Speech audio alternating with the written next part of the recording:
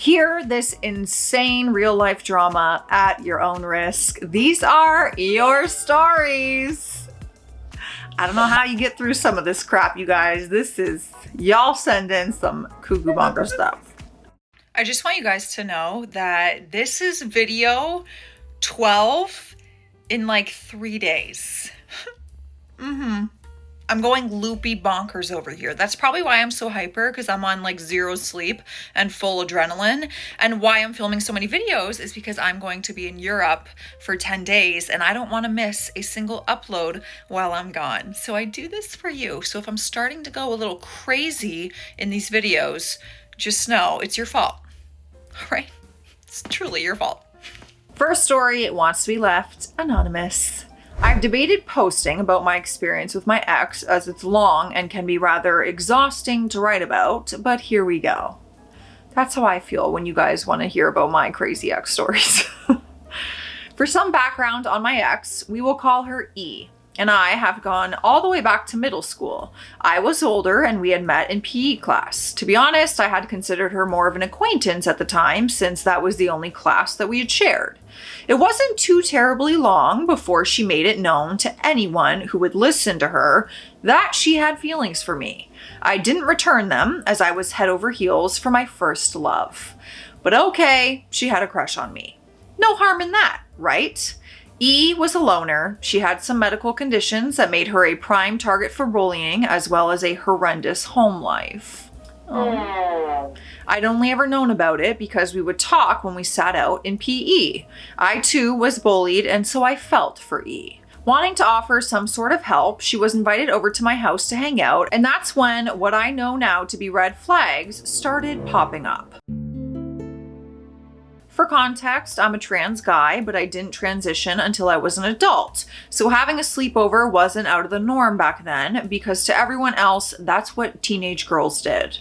100%. We had so many sleepovers. My parents didn't like her. My mom could empathize with the poor home life she has, but my dad's negative opinion was firm and never changed. Once E had my phone number and address, we were met with at least a dozen phone calls a day and at least 3 random drop-bys a day. Being the naive teenager I was, I just chalked it up to her just being so lonely, but I did dodge the calls as often as possible and hid when she randomly would drop by. I did my best to set boundaries, but E blatantly ignored them. Eventually, I ended up homeschooling, and so I lost contact with E, but she did still call every now and then. When high school rolled around, we were put back into one another's orbit when we were placed in a half-day program at the school. We did kick up an actual friendship, and it wasn't long until E told me yet again that her feelings for me hadn't gone away, and that she wanted much more with me. I had to decline and explained that I still didn't feel the same. She still pushed some boundaries, especially when it came to touch. I later found out after we split that also was the case during those sleepovers. What do you mean by that though? Okay, so I was a very naive person. I honestly justified a lot that I shouldn't have and tried to only see the good in people. I was also desperate for friends who accepted me. When I decided to transition in my second senior year, I knew I would lose people, and despite all the bad, E had been there through a lot of the bad that I went through. I got my first girlfriend, and she was a big reason why there was distance put between myself and E. During that 5-year relationship, E and I talked here and there, but we weren't as close as we had been. At the end of that 5-year relationship, we reconnected and things were different between us. We ended up reconnecting and dating, but I ignored red flags yet again. This included E lying about every single thing when we first reconnected. Some guy she swore was just a friend blew up her phone while we were together the first couple days, and she later confessed that he had actually been her boyfriend and she hadn't wanted to break up with him just in case her and I didn't work out. Yeah, not how it works. She lied about being pregnant with my ex's baby just a couple weeks after we were together, knowing that at the time I wanted kids. She later explained that she was testing to see if I would stay. I ignored her throwing furniture and other items when angry or frustrated. And finally, she told me, quote, "I don't believe in divorce. It's death before divorce, mine or yours." Oh, that's concerning. I know, I should have bailed out and ran as far away and as fast as possible. But the thing was, when it was going good between us, it was amazing.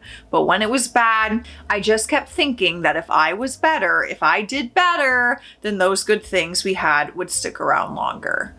Why do we do that to ourselves?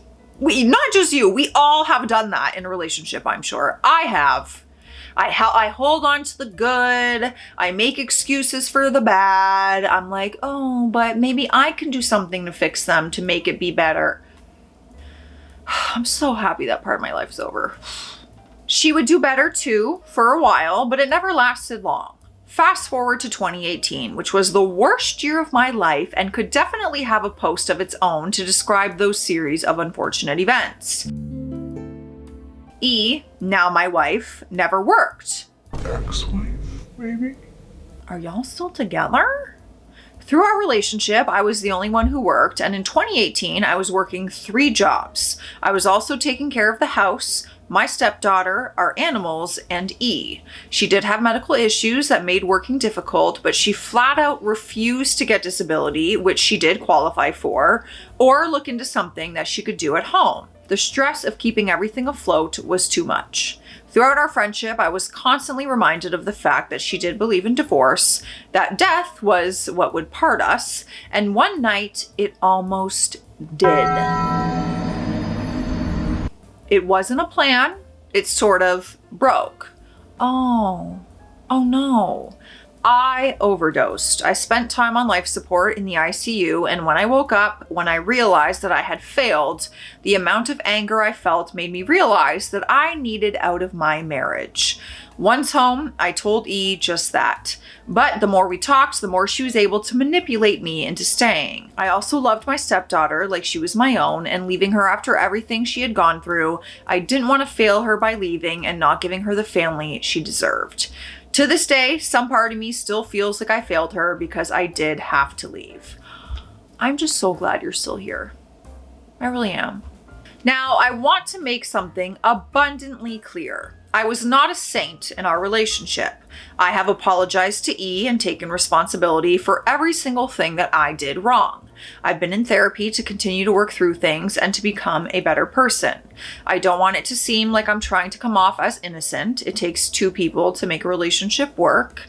However, as I later realized in my therapy sessions, E was abusive. I also had friends point out that there were people without arms who figured out how to change their child's diaper, and people that when they really wanted to do something to contribute, that they would find a way. Friends were telling me that I needed to leave. Her friends were coming to me saying that she treated me horribly and they couldn't stand by silently anymore. So after all of this, what was the final straw? She cheated. It wasn't the first time, but it was the one that hurt the most. Allow me to explain. During our 5-year relationship, E's health issues had her in and out of the ER frequently. There were multiple emergency surgeries that had to happen. I spent many hours at her side in the hospital, making sure she wasn't lonely, taking the vow of sickness and health seriously. So when I came down with a horrible bout of pneumonia that had me dealing with a 103-degree fever and crawling from the bed to the bathroom, I thought that I could rely upon her. We had been to the ER earlier in the evening to figure out just why I had been so ill. When it was just us on the couch, E had made it known that she wanted some spicy time. I was definitely not in the mood, nor was I capable of anything. I was exhausted and I ended up knocking out.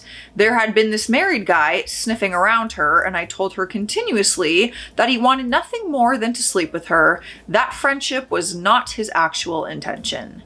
She had waited until I knocked out to sneak out of the house to go sleep with him, and then she came back into our bed and slept beside me. Done. I left and I asked for a divorce. I don't believe in divorce. It's death before divorce, mine or yours. E just signed the divorce papers this year. After 7 years of asking, I will finally be free. we will throw you a divorce party, honestly. If you are happy and you finally see the light at the end of the tunnel, you have freedom, a new start, health, happiness, divorce party. Let's have a divorce party for everyone here that's divorced. Everyone gather. Everyone wear all black.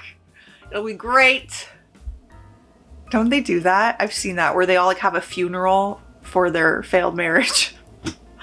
Yeah, my mom could have 2 of those. Bad joke. Bad joke. What am I gonna do? It's a fact. I've said it on here before. My mom, yes. 2 divorces. If you know what that's from, you get it. All right, the next story said anonymous, but then you also put your name. So I'd rather be safe than sorry. I'm gonna keep it anonymous, but you might know this is your story. Obviously you'll know if I read it. Inspired by the am I the a-hole for skipping my brother's wedding? I too skipped my brother's wedding because he said people like me and my sister should be dragged into the street and unalived. Okay, so not very close with our brother, are we? I, now female 44, and my older sister weren't raised by our dad, male 65, we'll call him Gary. Past kindergarten due to divorce, both parents remarried, and Gary had 4 more children with Dana. In quotations, probably a fake name. The kid this concerns, call him Gavin. I honestly don't know how old he is exactly, but he is 32-ish. I should also mention Gary and Dana were in a religious cult. One major factor in my parents' divorce and where Gary and Dana met, who were seeing each other before the divorce finalized. We lost contact after they moved to another state, and Gary made it weird for me and my sister. I made the effort in my 20s to seek out and reconcile with Gary. He had written a couple weird letters that made it seem like he had left the cult, and my mom and I were not in a good place since my mid-teens, and we still aren't. And I just had a hope. Reconciling seemed to go well for a decade or so. Gary started making weird judgmental espouses out of nowhere and being rude conversationally to me, and it was getting really bad around the same time my half-brother got engaged. My half-brother and I had always gotten along, and dare I say, I felt like he even looked up to me. I always had the black sheep with my mom's side of the family, but my half-brother and baby half-sis and I were 3 peas in a pod, even though our ages had a wide breadth. My older sis kinda reconciled, but decided she didn't want them in her life. So while Gary's red flags started flying more and more over the years, political tumult becomes more inflamed in the US in general, and while I'm cavalcing at Gary's house for a medical issue, while Gavin is living out of the dining room, and both his sisters still live at home, both almost 30, and don't work, he constantly screams on his headset while playing video games, including some serious racist and sexist things, graphic and cursing, which I'm shocked by because dear old religious Gary doesn't even let me say a mild opinion without jumping down my throat about it, even if it's a compliment. Oh my God! Yeah, like someone who just came from a whole life in a religious cult, being around that kind of language and stuff. Well, one time Gavin's about to leave the house and he turns around and responds to some political tripe Gary is watching on YouTube. He yells about how people like me, my older sister, his own maternal aunt, etc., should be dragged into the street and unalived. I looked over at Gary and Dana and they were totally non-reactive, like this was a normal and acceptable way to talk. Meanwhile, me speaking at all is an atrocity. I later got into it with Gary over him not knowing basic definitions of words after he got defensive for me correcting something spurious his YouTube guru said, and the literal phase of me saying, people can choose for themselves. He refused to look at me and barely hugged me when after the discussion, I smiled and I hugged him to leave, to drive back to my state and deal with stuff waiting for me. Needless to say, I ghosted my half-brother's wedding later that year. I received a text the day before asking if my husband and I were coming. My hubby was stuck overseas and I was Never. going to be around those people on my own again, especially not with my now lifelong medical condition. And so I said that I couldn't. Dana sent some weird note about how I had left them, which doesn't make any sense because Gary had made a point of telling me directly and indirectly how inconvenient I was and how chaotic everything is when I'm around. This all just sounds so toxic. I hate to say it, but do we really want to reconcile with these people? They don't make you feel good. I know the wedding happened. They had kids. Not sure where everyone's at. Dana tried to, I feel sorry for your mom on my Facebook page a couple years back. I deleted her comment, didn't reply directly, shared some family dirt publicly instead, and pretty much just used my Facebook for leaving things for her and that side of the family to stew over. Cause who uses Facebook anymore? I'm probably an a-hole for expecting polite society while inconveniencing them, so I didn't have to convalesce alone. I don't even know if I'm saying that right. And I'm intending to be an ass by pulling a Gary on Facebook for years, just in case Dana's bored enough with her own life and daughters to check on me. I may be the a-hole, but no one deserves to be dragged into the street and unalived or have to be silent to appease family who think they do. Man, this was a little all over the place, but all I saw was red flags, and these people don't make you feel good about yourself or your life. They're not very kind to you. I think good riddance that they are not in your life, to be honest. All aboard, you know what time it is. Choo choo, we're hopping on the hydration station, so you gotta drink some water. Let me know what you're drinking, but at least take a sip of water today, all right? Cheers. The next story wants to be anonymous. My dad and my mother's mom had an affair of convenience. Okay, that sounds bad. And it kind of is. My mom wants to remain anonymous, but we are both fans of you. Hi, Mom. And wanted to share this kind of wild story. So I will be using fake names, referring to myself as May. I also want to apologize in advance for my grammar, as English isn't my best subject. Same. This story dates back a while, but for the sake of convenience, ironic wording, let's start from when I was 5. I was living in kind of a trashy area in an apartment with my single mom, who I will be calling Renee, 46 female at the time. My dad, male 57 at the time, who I'll be calling Stu, had left her before I was born, and I hadn't really known anything about him at all, lack of necessity. That was until my grandma, Jean, called my mom and asked her if she was okay with him moving in with her, my grandma. My mom, of course, said no because he'd essentially abandoned my mom and me before I was even born. So he was gonna go live with your mother's mom after he left your mom and you. Wild. Why this filter just randomly came on and now I feel like I want these glasses. That don't even look like me though. Did they give me bigger lips? Who is that? That's not me. Well, about 3 weeks later, she gets another call from her saying that she had talked to Grandpa, who was well into dementia, and he said it was okay, so they did it anyway. My mom was frustrated, distraught, and felt very betrayed. She cut them off and didn't speak to either of them for roughly 6 months. My mom ended up getting her heart broken and was very depressed. She needed someone to watch me, but didn't have anyone she trusted, so Jean was the only option. If you think that's the end of it, it definitely is not. My mom ended up going back to work and did things with our church, and I had to stay with them a lot. I had lots of separation anxiety because my mom had a heart attack 2 years prior, so I was stuck to her leg when I could be. A lot of times they would try to lie about her to me, but me, being a 5-year-old with no filter, I always told my mom, and then told them about what my mom said had happened.